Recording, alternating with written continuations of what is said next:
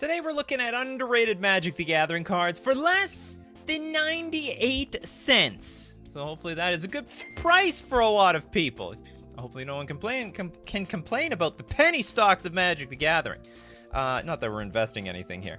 I'm going to start off with Become Immense. This is a green 5 generic instant that gives target creature +6/+6 until end of turn. You're not going to get a pump spell for this much power for 1 mana. How is it 1 mana? Let me explain. Because it's got the Delve ability. So each card you exile from your graveyard while casting this spell pays for 1 generic mana. So you have at least 5 cards in your graveyard. Is that graveyard just sitting there stale, not doing anything, being completely unused? Use it for Become Immense. Like, what is the flavor to this? Do they eat everything in the graveyard and then they get big?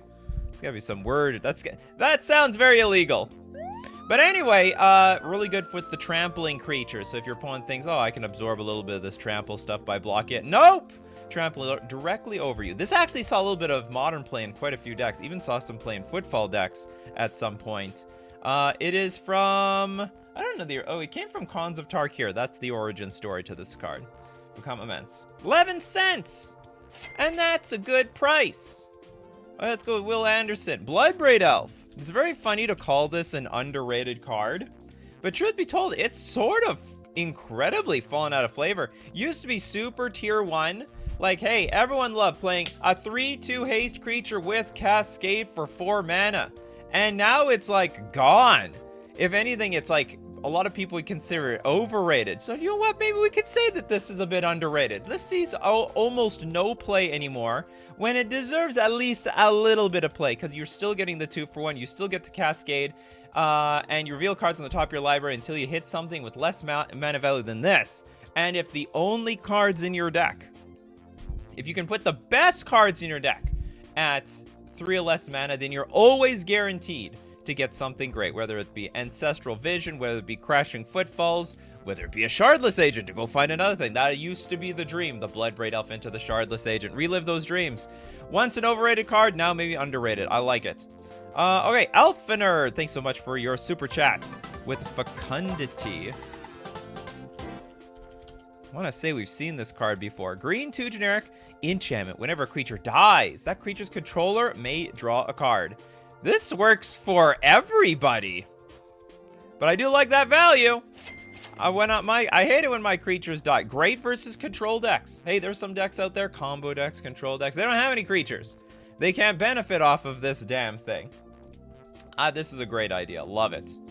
Wish it was a little bit less mana, but you know what? 3 mana, I can't complain. You go turn one Soul Ring into this thing.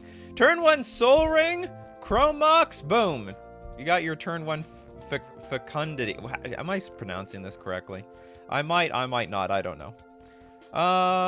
Next we got Law with the Thunderstaff.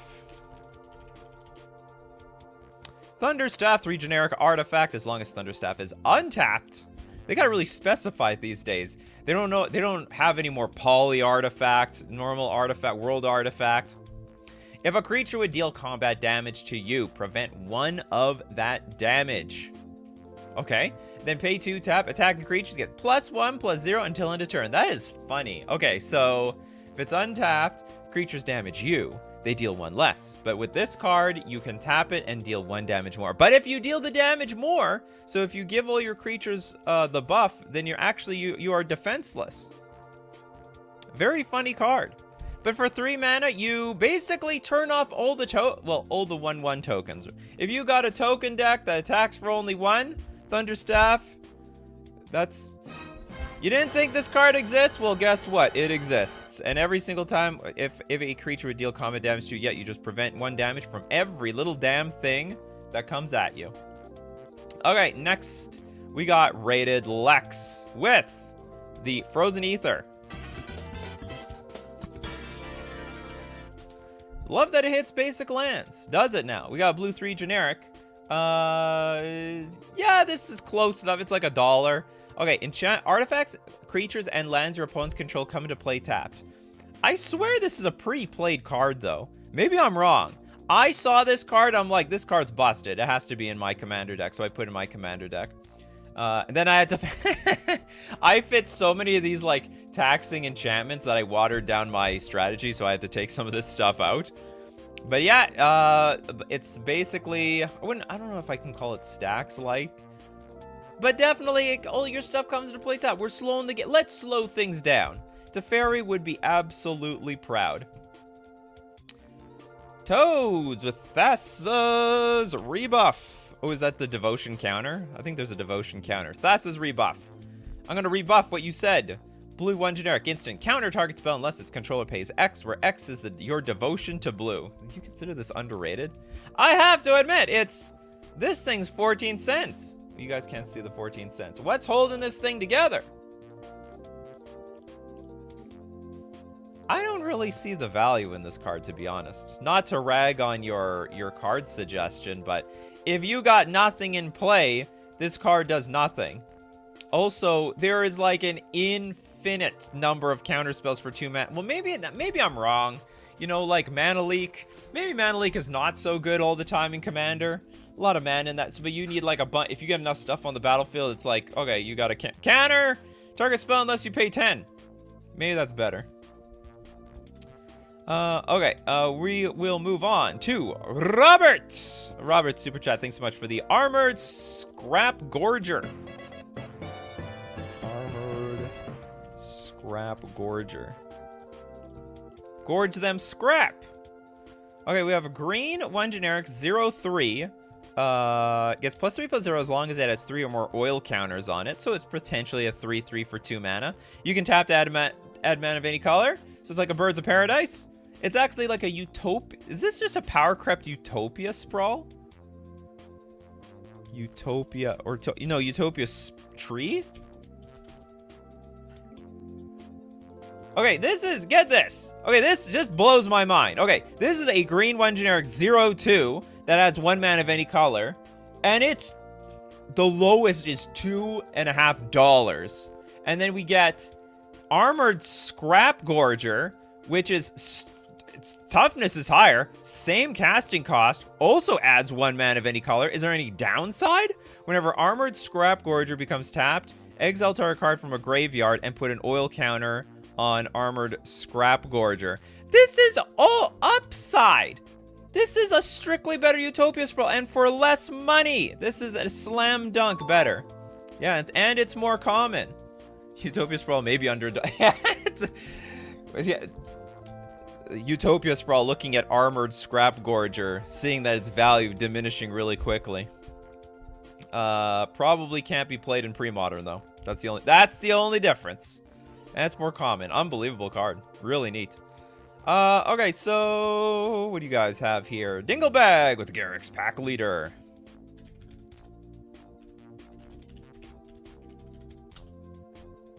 Okay, the Pack Leader, green 4 generic 4/4 beast. Whenever another creature with power 3 or greater enters the battlefield and you control, you can draw a card. I love these cards because usually the biggest problem for like some sort of stompy decks is that they play their creatures, that's it, they die, you get swept up by a sweeper, you got no value, and you're like, now you're in top deck mode. I think one great thing, like, I'm sort of upset that green has so much card draw, but the fact that you can get some cards for playing more creatures, and it's like insurance against like future sweepers, I think is great. Huge fan of the Garrick's Pack Leader. Next super chat we got from Alpha Nerd with the Counter Squall. What is this? What does this card do? It's like counter if you search your library? I can't remember. Counter target non-creature spell control loses 2 life. Oh, okay. Okay, so it's negate. So if you're fine with negate in your deck, period, this is like a better negate if you're also in the Dimir colors. So this is absolutely fantastic. And you know what? It's exactly 98 cents. Check that out. Right on the money in Conflux, 98 cents. Actually, I guess technically this show is about less than 98 cents. That's okay. It still counts for me. It still counts. It's still good enough. 98 cents. Target player chooses taco or MTG card. Yep. Or a 7-Eleven, not a hot dog. Can't remember what they have for 98 cents. A small Slurpee at 7-Eleven. Let's go with Satan's Catfish with Elvish Archivist? What are they archiving? The Elvish Archivist. This is it's a new one. It's a green 1 generic 0/1 Elf Artificer. Whenever one or more artifacts enter the battlefield under your control, put 2+1/+1 counters on the Elvish Archivist. That's a lot. You can almost put this in an affinity deck. Whenever one or more artifacts? So play artifact, buff it up. Play another artifact, buff it up. That's insane. Oh, but it only triggers once each turn. They balanced it out there right at the end. Damn, had to read the fine print on that one. Whenever one or more enchantments enter the battlefield, then you control, you draw a card. This ability only triggers once each turn. Where the hell do you want to put this? You want to put it in your affinity deck? Do you want to put it in your enchantress deck? It only activates once each turn, but it does give you the ability that you want in both of them. Are there artifact enchantments out there? Can't think, but maybe you could get both triggers at once. Okay, next super chat we've got from Shane Sprague. Life insurance. Expensive, but the value, 89 cents. Is there seriously a card called life insurance? And where are you getting life? Oh, it's really a card. I didn't know they had insurance in the multiverse. Who's collecting on this damn thing? How much does can even Jace get insured? The guy's always out in battle, constantly. Imagine trying to insure a planeswalker. Get the actuarians on that, calculating the risk-reward on them. Okay, black-white 3 generic enchantment with Extort. Whenever a non-token creature dies, you lose 1 life and create a treasure token. Whenever a non-token creature dies, you lose 1 life and create a treasure token. I don't get the flavor at all. Like the card. Don't get me wrong, I like the card, but I have absolutely no idea what the flavor is about. If something dies, I lose life, but I get treasure. I guess a piece of me died or something, and the treasure token is the insurance. Shit, why am I losing life? What is the point of that? If my stuff dies, just give me the damn treasure token. That makes perfect sense to me. Can we build an EDH deck as a stream using democracy? I like the idea. Maybe we can do that. You lose 1 life because you sad, but you get money from the insurance. Okay. You know what? If I'm sad, maybe my creatures can't attack till next turn. You have life insurance on your creatures. You lose life because nothing is really free. That still doesn't make any damn sense to me. Okay. Let's go with LN Chan Gaming's Necroplasm. Necroplasm. Oldie but goodie. It's a black 1 generic 1/1 ooze. At the beginning of your upkeep, put a +1/+1 counter on Necroplasm. At the beginning of your end step, destroy each creature with converted mana cost equal to the number of +1/+1 counters on Necroplasm. What? This is like some sort of sweeper? Beginning of your end step. It's like engineered explosives, but for every converted mana cost equal to the counters on this thing, which keeps growing every single turn. Destroy each creature with converted mana cost equal to the number of +1/+1 counters. Oh, but it does end at 3. So it will self-destruct in 3 seconds. 3, 2, 1. Have you ever applied for insurance benefits at your job? Doesn't make sense in real life either. Okay, moving on with the suit. Alpha Nerd, loves this show. All right, we got Esperzoa. Bounce artifact land or recast artifact. We got a blue 2 generic 4. Ooh, it's a 4/3 jellyfish with flying. It's pretty big. At the beginning of your upkeep, return an artifact you control to its owner's hand. This actually could have cool synergy with Thought Monitor. So you play Thought Monitor for like probably 1 mana, and every turn you bounce it back and you replay it and get 2 more cards. There's a good chunk of artifacts that have ETBs that are pretty relevant. Also, you might be able to use this with like counter decks, like, you know, Arcbound Ravager, maybe Hangerback Walker, and has a bunch of counters, and they get moved over to like the Ozolith, and that when it leaves play, all the counters move to the Ozolith. You replay the creature for more counters. Pretty neat, pretty neat. Okay, next up we've got is Contagion still good? That's an oldie. Good old Contagion. It's black. You know, a card people have forgotten about these days. Black 3 generic instant. You can pay 1 life. Remove a black card in your hand from the game rather than pay the card's mana cost. And you distribute two -2/-1 counters among 1 or 2 target creatures. That was probably... I wonder if that was ever the early idea of Grief from Modern Horizons 2. But maybe that was too strong. Although that's very similar to, like, Fury.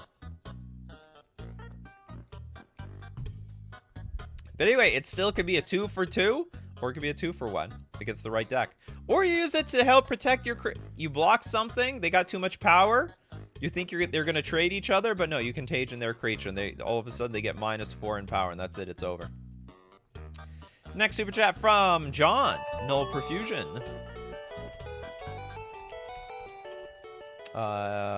Infernal Sovereign, same card.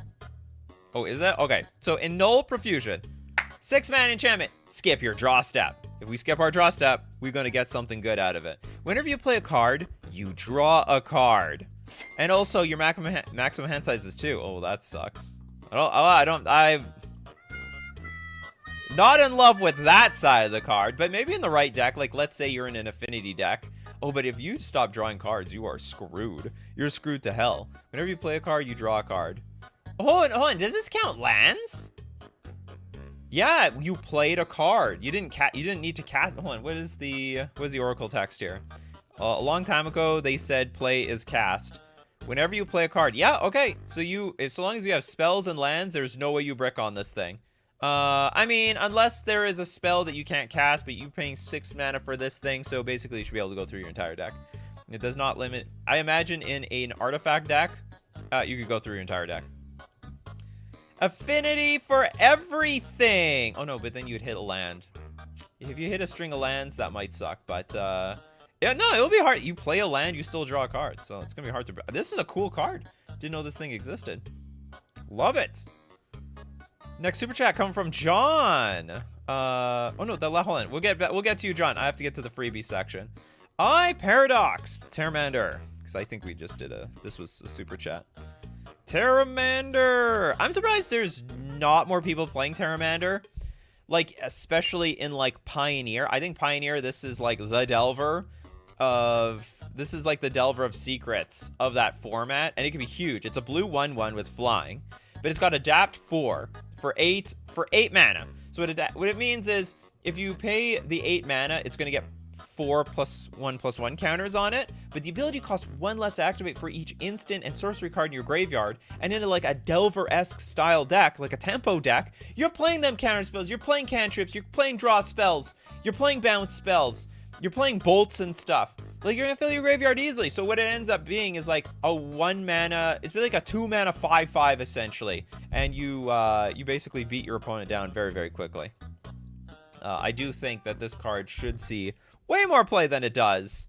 I cannot explain. I mean, maybe even in Pioneer, they got a lot of stuff dealing 1 damage to stuff, but you don't even have to play this thing on turn 1. You can wait until you got the mana to adapt and adapt it again. And you can also sandbag the card. Like, you can wait till turn 4, play Terramander, they try to kill it, adapt, they try to kill it again, you adapt again. Like, you can adapt as many times as you want in response, so long as there's no counters on this thing. Okay, now, John, we go into your super chat. You happy about that, John? I didn't forget about you. Null Profusion. Oh, no, we just did yours. Okay, sorry about that, John. We done here. Okay, rated Lex. Based off my last super chat, Kismet. Said Kismet twice. Okay, Kismet, which is a white 3 generic enchantment. Artifacts, creatures, and lands played by your opponent's center of the battlefield tap. Oh, so you had the Chaos one before. So this is the white version. So if you're an Azorius, you get to screw people over twice as much. Or I should say twice as often, because there is already 2 times the chances of you drawing this card.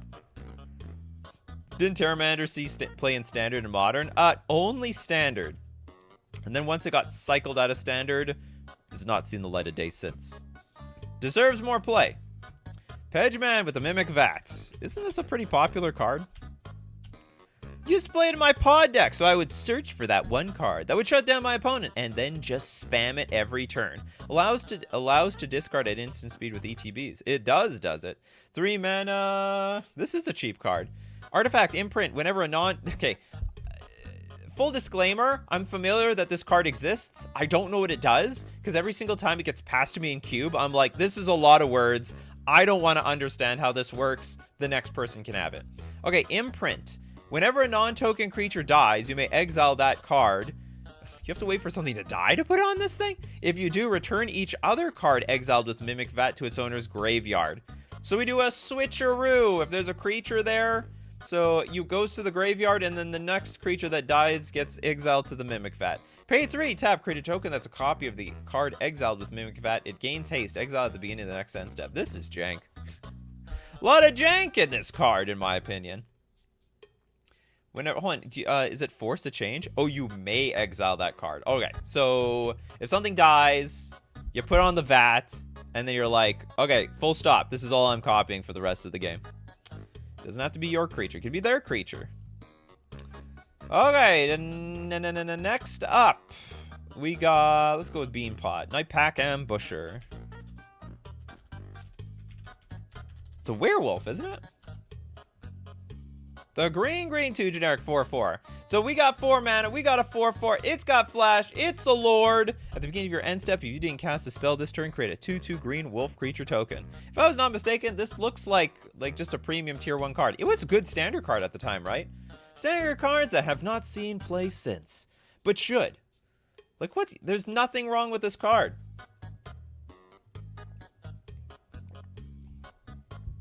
Not everything has flash speed. Why do the wolves have flash anyway? I guess they just come out of nowhere. It's quite a surprise when the wolves show up. You see a pack of wolves outside your door. What do? Do you feed them? Do you let them in? Do you pretend? Do you turn your light off? Pretend that you're not at home? Sundial works great with Myriad to Platonic. What is Platonic trying to do here? Okay, Platonic Liquid. Invasion of Segovia. I'm just skipping ahead because Toad said something about Invasion of Segovia. Okay, it's a blue 2 generic. Battle. Sorry, it's a siege. What is this called? The defense? Hold on, choose an opponent to protect you and others can attack it. When it's defeated, exile and cast it transformed. I can't remember what the loyalty is on this. It's got a name.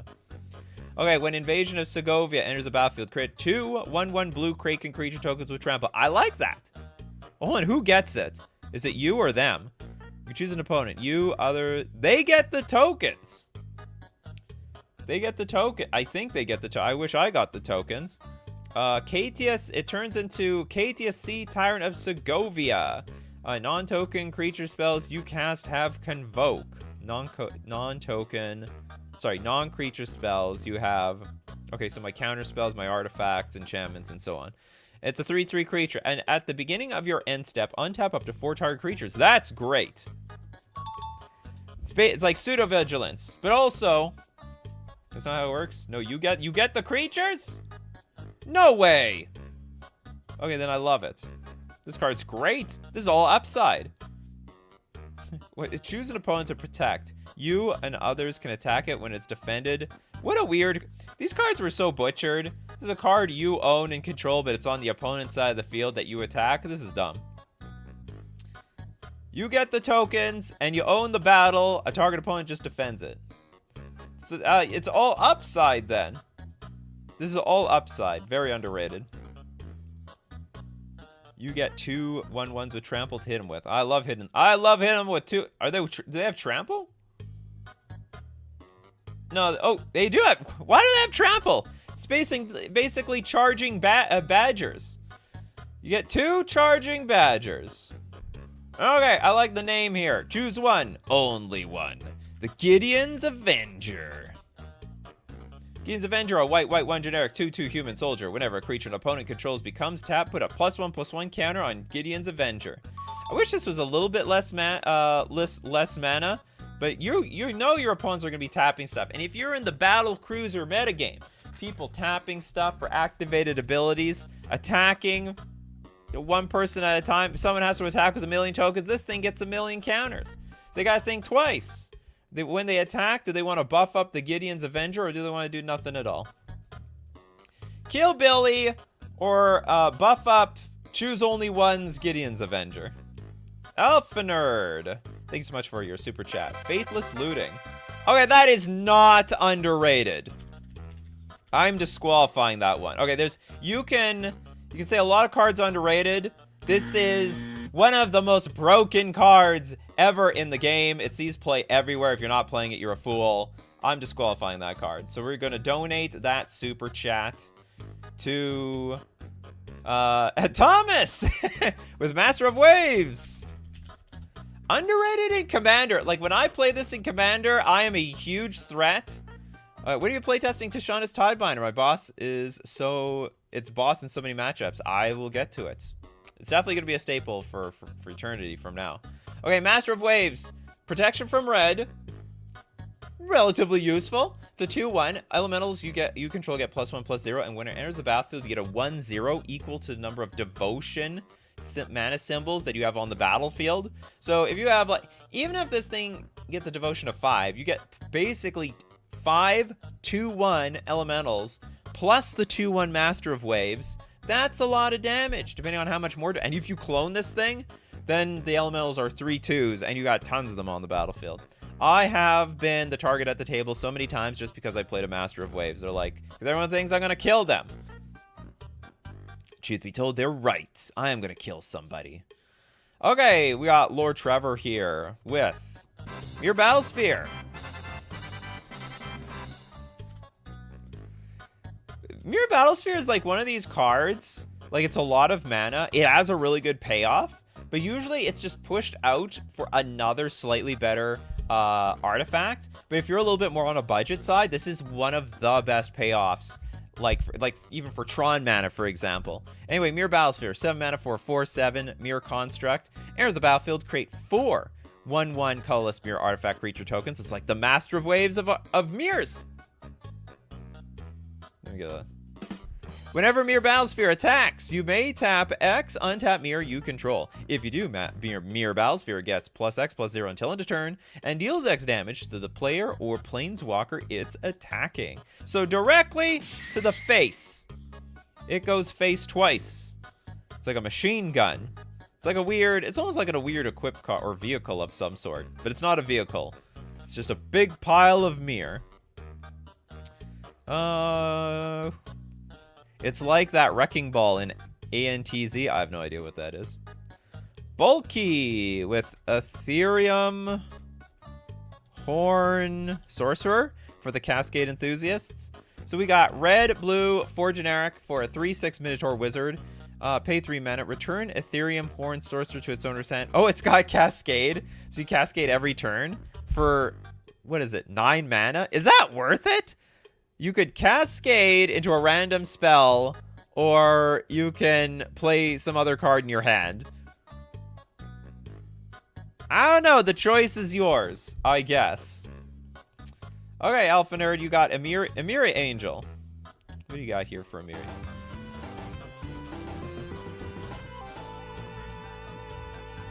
The Emiri Angel, white, 2 generic, 3/3 Angel with flying. Landfall. Whenever a land enters the battlefield under your control, you can create a 1/1 white bird creature token with flying. I like cards that get free creatures on the battlefield, and this is one of them. And if you use fetch lands, use Demolition Field, Field of Ruin, anything that like plays a land also cracks to get another land. You get like you get more tokens. You buff them tokens, that's a lot of power. Also, if you ramp with this card, I didn't think about that. If you play some cards like search a library for 2 lands, put them on the battlefield, tap, that also is value. A lot of value with this damn card. Who said I was paying its full casting cost? Okay. Get out the... Hold on, what... Is this in... Get out the color monuments to reduce its cost? Oh, okay. Chosen Only One says, yeah, whenever an opponent creates a creature tapped, it got to 200 with bunnies. Oh, God. You're talking about the creature gets +1/+1 for each tapped creature. Cascade is great for top decking. Yeah, you're forcing the top decks. Okay, Defeatable Airman with Paradox Zone. There's a lot of Paradox stuff. I've never heard of the Paradox Zone. It is a green 4 generic enchantment. Paradox Zone enters the battlefield with a growth counter on it at the beginning of your end step. Double the number of growth counters on Paradox Zone. Then create a 0/0 green and blue fractal creature token. Put an X +1/+1 counters on it, where X is a number of growth counters on Paradox Zone. This is a neat card because these are the types of cards you invest in at once, and then from there on out, you're going to keep getting value. So next turn, you get a creature. Then you get a bigger creature. Then you get a bigger creature. And then you get a bigger creature. That is compound interest. This is what we call compound. And if you want to compound your Magic collection, you can buy your cards from FusionGamingOnline.com. Remember that they are doing their pre-Black Friday sale. They get ahead of all the other people doing Black Friday sales. Go check out their singles. Of course, if you need to get your Lost Caverns of Ixalan singles, we've seen the whole set. We know what's good, what's bad. Go buy them for your Commander and Modern, Pioneer, and Standard decks. And don't forget to use coupon code Nikachu at checkout. Not only does it support the channel, but you also get 5% off all your purchases. We're also going to thank Mana Traders, the premier place for renting Magic cards online. And you know what? I don't have to guess if Tishana's Tidebinder is going to be good in Modern. I know it's already good in Modern. But if you want to playtest stuff like Modern Merfolk or Pioneer... What's a new hot deck in Pioneer right now? Pioneer Merfolk is a big deck right now. They got a whole new buffs because of the Lost Caverns of Ixalan. You want to test drive out those decks without actually committing to them? You rent them from Mana Traders to play on Magic Online. You can support the channel using my Mana Traders link in the description below, or save 10% off your first 2 months using coupon code Nikachu_3KF. All right, back to the underrated cards for less than 98 cents. The sponsors have tons of great cards for less than 98 cents, even in Canadian dollars. Remember, the price is on Fusion. It's all in Canadian dollars. Canadian website. Dinglebag, Stormtide Leviathan. Is this underrated? Maybe. I play this card. Okay, it's a blue, 5 generic, 8/8 Island Walker. All lands are islands in addition to their other types. Creatures without flying or island walk can't attack. You gotta build yourself an island walk deck, which I happen to do. But the cool thing about this card is it's effectively like Moat in blue. Like, it's not gonna stop the flyers, but Moat couldn't do that anyway. And it beats your opponent's face down for a lot of damage. Also forces your opponent to have a lot of islands in play. All lands are islands in addition to other types. And then you smack them with like the boil. Play this in a red deck. Everyone gets wiped out. Instant speed Armageddon.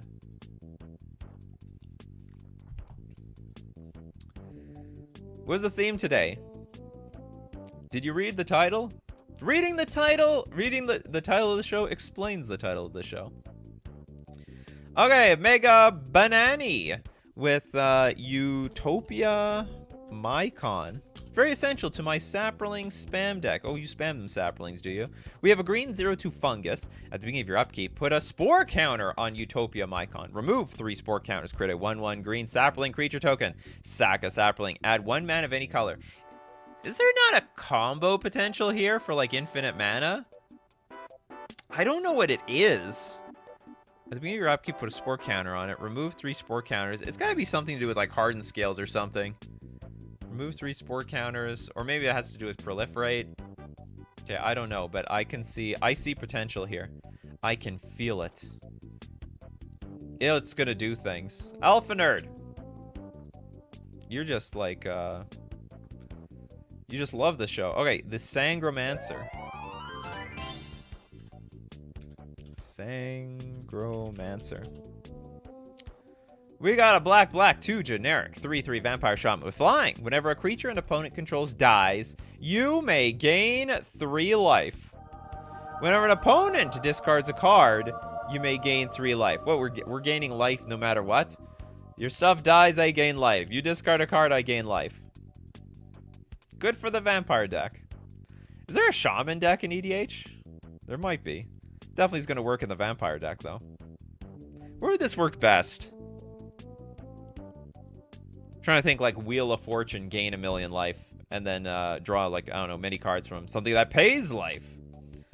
Yvonne with Divergent Transformatios. No, it's transformations.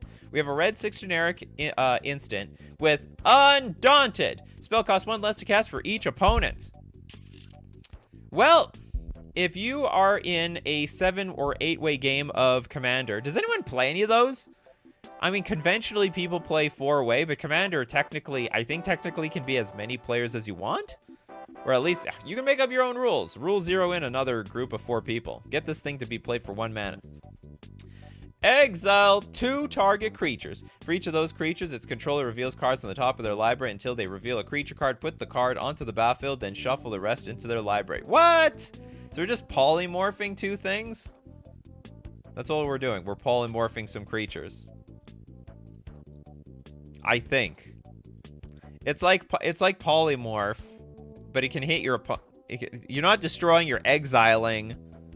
And I think the idea with some deck like this is you want to like make tokens, then you exile them, and then you put some big fatty onto the battlefield. Yeah, you target your own creatures, like Kobolds of Care Keep. No! Like the token. Is there a Kobolds of Care Keep token? Maybe. I would totally sideboard this in a party game. You have a sideboard in party games? You guys reach the sideboard? I can't imagine sideboarding for even a 4-player game. Okay, I need to bring this in for Bobby. I need to bring this in for Sally. I need to bring this in for Greg. Your deck is a mess. And then, like, what if one player dies and you draw the cards to the person that's out of the game? That's just so awkward. All right, Daniel, what do you got for your super chat? The volatile rig. Volatile it is. We have 4 mana 4/4 construct with trample. The rig attacks each turn if able, and whenever volatile rig is dealt damage, flip a coin. Ooh, I gotta. Where's my coin flip sound effect? If you lose the flip, sacrifice volatile rig. When it dies, flip a coin. If you lose the flip, it deals 4 damage to each creature and each player. What? We're flipping a coin twice? There's like no win here. Attacks each turn if able. If I lose the flip, it dies. And there's a chance it dies and does nothing. What's the point of this thing? Flip coin. I guess you can flip a coin twice. Krark's Thumb it to make it work. Make it do the thing that you want it to do. Also make sure, I guess, there's no creatures in play with 4 toughness for you, and you just blow up their stuff. Okay, Arcanus. Sanguine Bond and Exquisite Blood. Easy infinite combo. That's not underrated at all. People play that card all the time. Okay, can you redeem yourself? You're going to redeem yourself here, Arcanus. Quend, Pride of Famurif. I'm not going to lie. This looks like an AI-generated name. I swear this is a completely AI-generated name. Wizards is not even making their own cards anymore. They're storing it into a computer. And in the end, we get these weird names. How do you even pronounce this? Quende? Pride of the Farimf? The hell is the Farimf? Okay, we have a white 3 generic 2/2 human knight with double strike. Creatures you control with first strike have double strike. They learned the ways of the first. I mean, they basically got a second sword in their hand. That's all it is. Oh, it was in response. This was people. I encourage the coffee crew to talk to each other in chat. It's good. Okay, Alpha Nerd. Half the show is you, apparently. Mirrorworks. Kind of busted, actually. The most busted card that no one knows is busted. It's a 5-mana artifact. Whenever another non-token artifact enters the battlefield under your control, you can pay 2. And if you do create a token that's a copy of that artifact. Oh. So you play this artifact. Also, hold on. Just trying to figure out how do we make a copy of Mirrorworks and then we can double the triggers, but I guess it just can't happen. Well, I mean, I guess you can Phyrexian Metamorph this thing, but it's not the same. It's not the same thing. Yeah, great card. Next up, who do we have? We have Yanshivik. Oh, the Farimf name was already from the 90s. Oh my god, that is weird. Okay, in that case, no wonder the AI comes up with all these jank names, because they're inspired by all the weird jank from the 90s, I suppose. Okay, did we get a card from the Defeatable Airman? Apparently, African-inspired names are AI generated. No, apparently they were inspired by the 90s. I didn't know.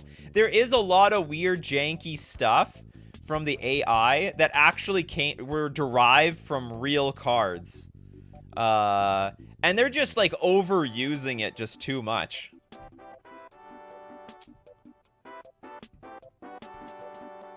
Okay, no love for the horseshoe crab, so much potential.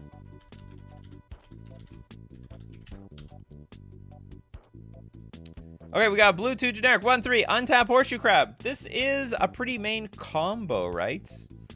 In a lot of cards and decks. Right, I don't know if this is under... You know what, I mean, it's like a jank combo. A lot of people know about it. You know what? Could see a little bit more love. Michelin with plagiarize. Oops, forgot about my super chat. Okay, we'll do this. Plagiarize.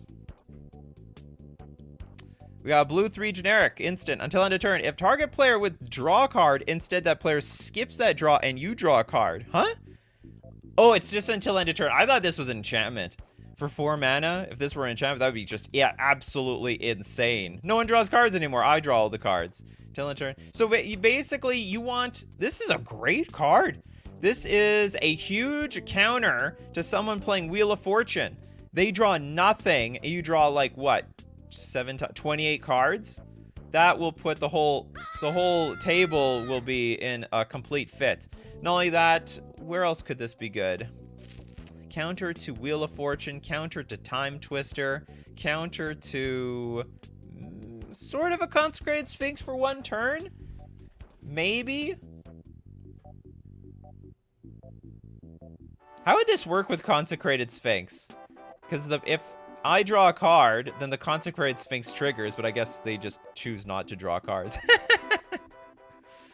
You could use... Oh, yeah, you could use it with wheels, too. You can actually combo with the thing itself. True story. Platonic Liquid. Realm Breaker. The Invasion Tree. It's an artifact. 3 mana legendary artifact.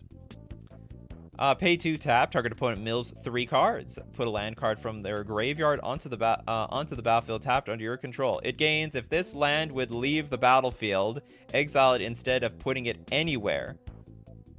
Okay, put a land card from their graveyard. Okay, but it doesn't need to be one of the cards that got milled. You just put a land card from their graveyard onto the battlefield tapped under your control. So that's like ramp. And if the land would leave the battlefield, it gets exiled instead. That's weird, but okay. Okay, so we got ramp for 2 mana that can be played at instant speed. Then for 10 mana, we can tap sack the invasion tree, search your library for any number of Praetor cards, and put them on the battlefield and shuffle. No way. This is a great card. So this ramps you slowly from anybody's graveyard.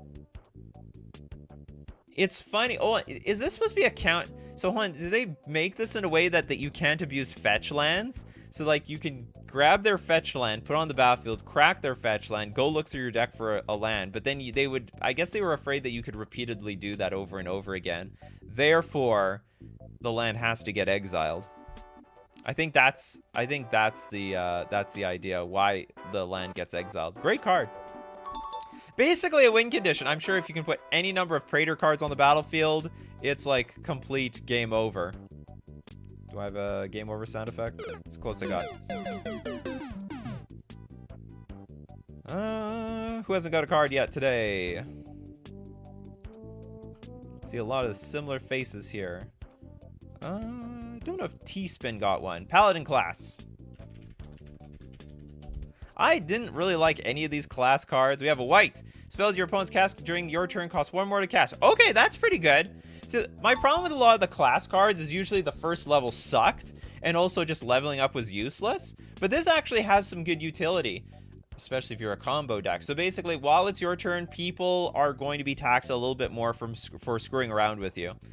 And then it does level, so it's all gravy after this. On level 2, it's creatures you control get +1/+1, and level 3 for 5 mana until you attack, until end of turn. Target attacking creature gets +1/+1 for each other attacking creature and gains double strike.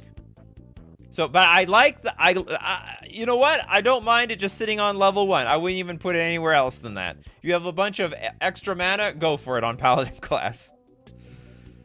Okay, next super chat we've got from Ryan Seth. Hey, Nikachu, Savage Summoning.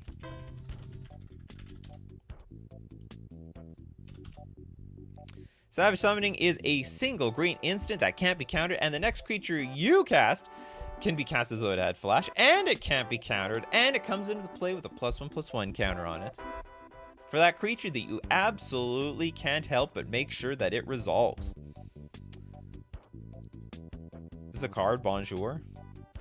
Bonjour! Merci. Nope, not an actual card. Colby with Soul of the Eternity. Soul of Eternity is a white 5 generic star avatar. Soul of Eternity's power and toughness are each equal to your life total. And if your life total is its starting life total, that means you can probably kill people in absolutely one shot. It's got Encore for 9. Exile this card from your graveyard. For each opponent, create a token copy that attacks that opponent. This turn, if able, they gain haste. So basically, it's like a goated creature. That is completely wild. That is really wild. And it's equal to, and I'm assuming it's equal to the life totals of your opponents. Crazy card. Tommy's like any of the Tron lands. Hold on, was like Urza's Tower. Okay, if you're a colorless deck, you almost have no reason not to play the Tron lands. Urza's Tower, Urza's Power Plant, and Urza's Mine. Because if you have all 3 of them in play, you get like, it's 7 mana. So I get, but this, come on, everyone knows about this. This is like, if you're playing any colorless deck, in any competitive format, you're either going to be on the Urza plan, or you're going to be on like the Cloud Post plan. So I would not actually count this as underrated at all. It's like a tier 1 strategy, for crying out loud. Tier 1 strategy. Alvinar, are you just sharing with us your entire commander deck? 1 card at a time. Cloud, Steel, Kieran. Yeah, they're all artifacts. A lot, or at least a lot of your cards. Are you sharing us your Pauper artifact deck? Or I guess it's not Pauper. Penny artifact deck. We have a white 2 generic 3/2 equipment Kieran with flying. Equipped creature has flying, and you can't lose the game, and your opponents can't win the game. Oh, so a makeshift Platinum Angel. It also has reconfigure for 5 mana. Attached to target creature you control or unattached from a creature. Oh, so if the creature dies, how does this work? So if the creature dies, it just turns back into a creature, because it's like an equipment creature. Equipped creature. So I'm assuming if they kill the creature, this just gets unequipped into a creature, then they have to kill it. Attached to a target creature you control, unattached from a creature, reconfigure only as a sorcery. While attached, this, yeah, while attached, it's not a creature, but unattached, it is a creature. So it's basically like, you can make a Platinum Angel basically every single turn. So when you kill the creature, you gotta make sure you kill the Cloud Steel Kieran as well. Yeah, bargain Platinum Angel. Is Platinum Angel expensive? I'm just going to assume so.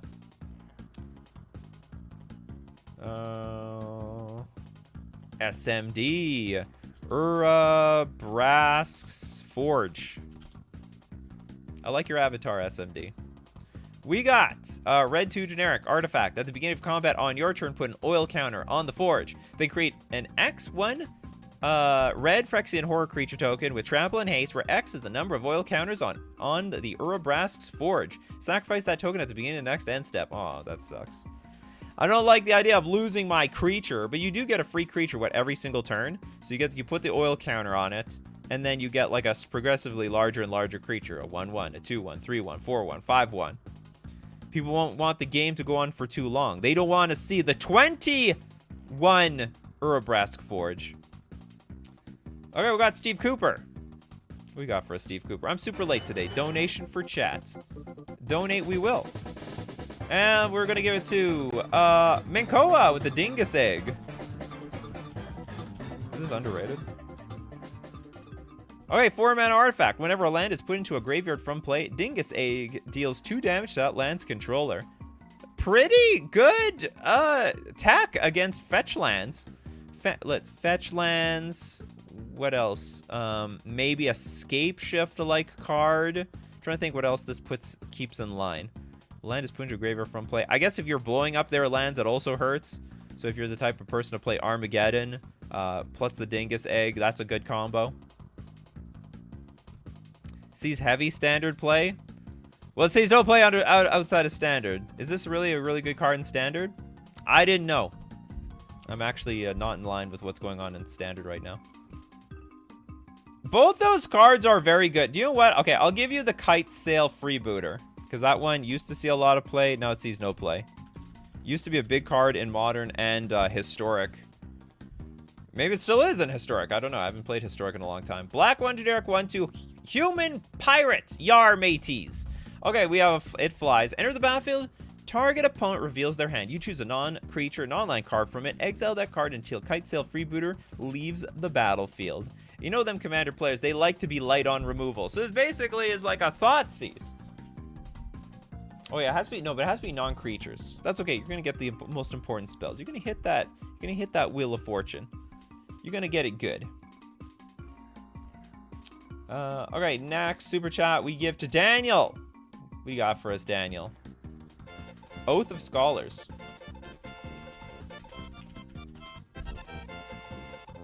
Oath of Scholars is a blue 3 generic enchantment. I've never heard of this one. Okay, this is cool. I love blue. I love me enchantments. What does this card do? During each player's upkeep, if that player has fewer cards in hand than target opponent, that player may discard his or her hand and draw 3 cards. Oh, it's like the blue land tax. It's blue land tax. This is so cool. During each player's upkeep, if that player has fewer cards in hand than target opponent, the player may discard their hand and draw 3 cards. So if I have like 1 card in hand, I can discard it all. If I have 0 cards in hand, I can discard and draw 3 cards. Very, very cool card. Never seen it before. Probably have to maybe. I don't know how to abuse this card though. Just trying to think how to abuse it. With Narset maybe? Not sure. Julio with Dollhouse of Horrors. Welcome, Julio. Waiting on Dollhouse of Horrors to resolve. I have cast Dollhouse of Horrors on Scryfall, waiting for it to resolve. Okay. Maybe I spelled it wrong. Okay, Dollhouse of Horrors. We got 5 mana artifact. Pay 1. Tap. Exile a creature card from your graveyard. Create a token that's a copy of the exile card, except it's a 0/0 construct. Artifact, in addition to its other types, and it has this creature, gets +1/+1 for each construct you control. It gains haste. I thought I was going to copy the card. Gains haste until it's turned. Just turned it into something completely. Just turned it into a construct.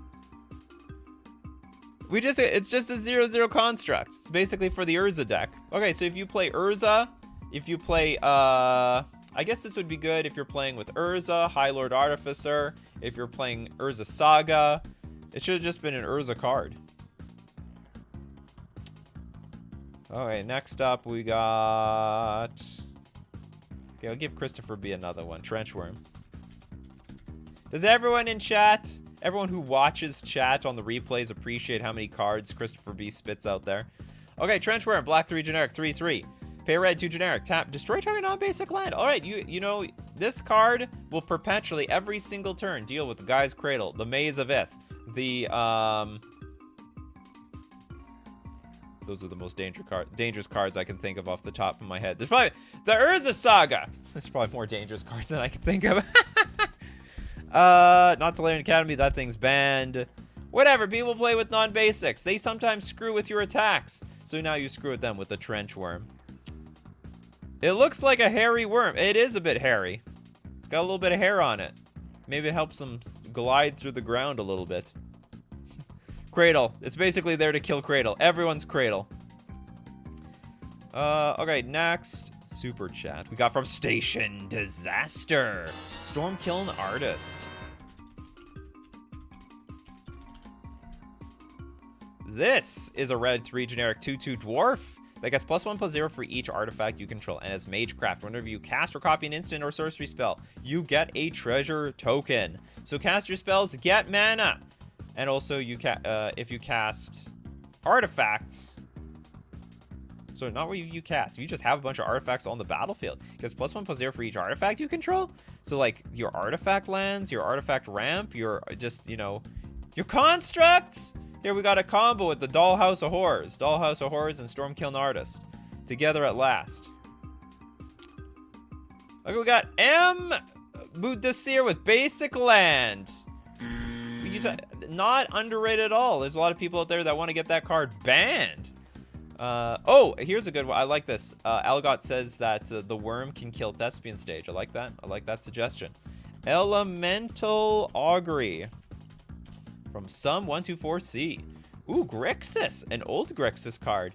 Enchantment, pay 3. Look at the top 3 cards of target player's library, then put them back in 80 order. It can include yourself. So you can basically force miracle triggers. There's some cards like Temporal Mastery. Get yourself basically a makeshift. It's like a janky time walk. Also, you can screw with your opponent's draws. If you're terrified, if your opponent's in top deck mode, make sure they always top deck a land. They're not top decking anything good, so long as the Elemental Augury is on the battlefield.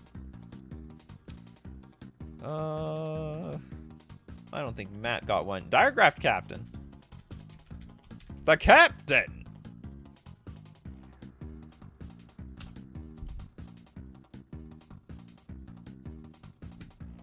Is Diregraph?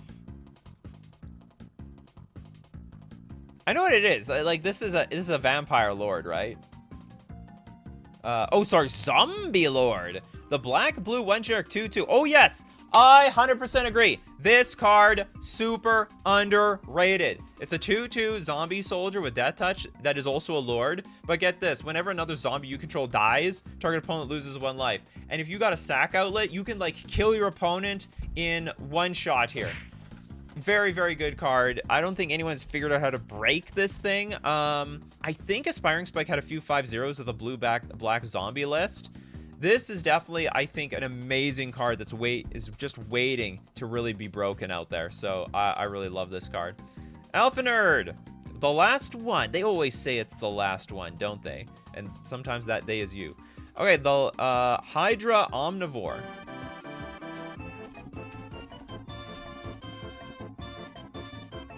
We like our Hydras. We like them Omni. Okay, green Fort generic for an 8/8 Hydra. Whenever a Hydra Omnivore deals combat damage to an opponent, it deals that much damage to each other opponent.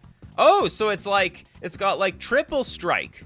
You deal one you hit somebody, and it hits everybody. Now that is the definition of double this triple strike around here. That is a pretty sick card. Just like, and if you can kill one person with this, you probably kill everybody. I like it. Who did not get a card? We see a lot of you guys are very, very passionate. Okay, I don't know if Bryce got a card yet. Did we see Impact Tremors? I don't think so.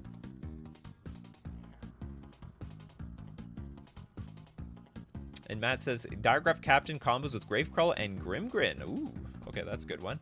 Okay, Impact Tremors, red 1 generic enchantment. Whenever a creature enters the battlefield under your control, it deals 1 damage to each opponent. If you can get a lot of creatures out there, that is a lot of damage.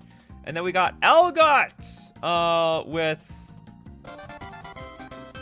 them Swedish crowns. How sweet it. Okay, so that had to have been less than $1. Because if you donate less than $2, you don't get words with your super chat. Okay, the blue card from Unhinged with no name. I don't know what that is. It doesn't even sound like a real card. Hold on, with the blue card with no name. With no name. Is that actually the card? Like, I don't know every card in Magic the Gathering. I'm sorry. All right, well, we're donating that one. we are straight up donating that super chat. Such a card does not exist. You did not even give me a name to the card. I will give it T-Spin. Clarion Spirit. But thank you so much for the super chat, Algot. I really appreciate it. And so does... who super chat that one? And so does T-Spin. Okay, we have a white 1 generic 2/2 spirit. Whenever you cast your second spell each turn, create a 1/1 white spirit creature token with flying. Make sure your deck is mana efficient. That is going to be a lot of spirits, but usually the spirits are mostly pretty cheap. Just make sure you have a lot of mana up. And be careful with the spam. You gotta take the Christopher B approach where it's like, oh, it's this. Well, I don't know how to search that thing up. Oh, maybe I did. Okay, so I got lucky and did. Well, first off, this is not a real card. But, well, do you know what? I got super chatted this thing, so we'll read through the damn thing. It is a blue 1 generic 1/1. Pay 1. It's a shapeshifter, apparently. Can take the form of any person in the deck. No, I'm just kidding. Okay, pay 1. This card's name becomes the name of your choice. Play the ability anywhere, anytime. Pay 1. This card's flavor text becomes the flavor text of your choice. Well, that is useless. This ability doesn't work because it's flavor text, no rules text, but neither does this reminder text, so you figure it out. Yeah, I don't get it. This card's name becomes the name of your choice, but it's useless. I mean, there might, okay, there might be some combo potential with, there's a creature if you have 4 creatures with the same name, then you win. I can't remember. It's like a Simic card. Okay, we got some super chats to finish the show off. We got Alex. Alex, what do you got for us? Personally, Skybind for my enchantment decks. We got the Skybind. White 3 generic enchantment, Constellation. Whenever a Skybind or another enchantment enters the battlefield under your control, exile target non-enchantment permanent. Return that card to the battlefield under its owner's control at the beginning of the next end step. Them enchantment even in competitive formats like Modern, if you let the enchantment decks just go wild with what they're doing, you don't interact with their enchantments at all, they could completely stone cold, like, lock up the game and win on the spot. Or maybe not win on the spot, sorry. They, like, lock up the game on the spot. You can't do anything until eventually they find their win con. Non-enchantment permanent. Return that card to the battlefield. Yeah, blinking. Blink it up. Yeah, I was thinking of Biovisionary, so this blank card can probably become a Biovisionary, and then you can win the game off of Biovision. You just need one real Biovisionary. Would the real Biovisionary please stand up? And one last super chat from Platonic Liquid. That is a donation to... Who's getting donated this thing? Who wants a donation? Might have gone to Friend of Squirrel, but I don't think Based is an actual card. Okay, I'm gonna close my eyes. What did we get? Skybind. Well, we already have that card on the battlefield, right? Or on the show right now. Okay, closing eyes, closing eyes. What is this? Not of This World. By Arcanus Ultra. It's a 7 mana tribal instant. Sorry, it's now Kindred Instant Eldrazi.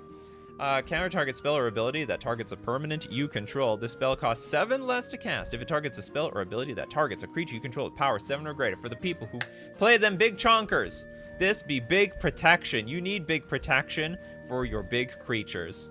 And that's it for today's show. Make sure you're playing Not of This World to protect yourself. You need some protection in this world.